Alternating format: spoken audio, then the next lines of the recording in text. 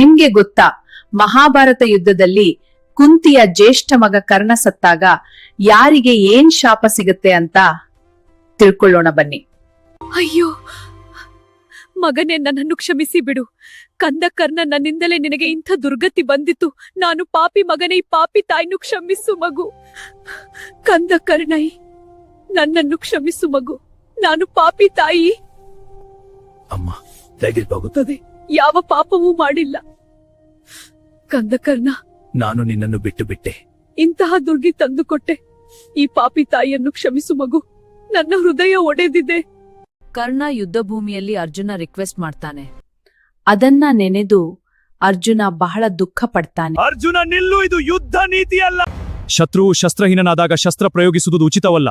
ಅರ್ಜುನ, ನನಗೆ ಒಂದು ಅವಕಾಶ ಕೊಡು. ನನ್ನನ್ನು ಕೊಲ್ಲಬೇಡ. ಅಯ್ಯೋ, ನಾನೆಂತ ತಪ್ಪು ಮಾಡಿದೆ. ನನ್ನ ಅನುಜನನ್ನು ನಾನೇ ಕೊಂದು ಬಿಟ್ಟೇನಲ್ಲ. ಅರ್ಜುನ್, ನಿಲ್ಲು. ಒಬ್ಬ ಯೋಧನಿಗೆ ಇದು ಸಮಂಜಸವಲ್ಲ. ಶಸ್ತ್ರಹೀನನೊಂದಿಗೆ ಶಸ್ತ್ರ ಪ್ರಯೋಗನ ನೀತಿಯಲ್ಲವೆಂದು ಅಂಗಲಾಚಿದರೂ ಕೊಂದು ಬಿಟ್ಟೇನಲ್ಲ.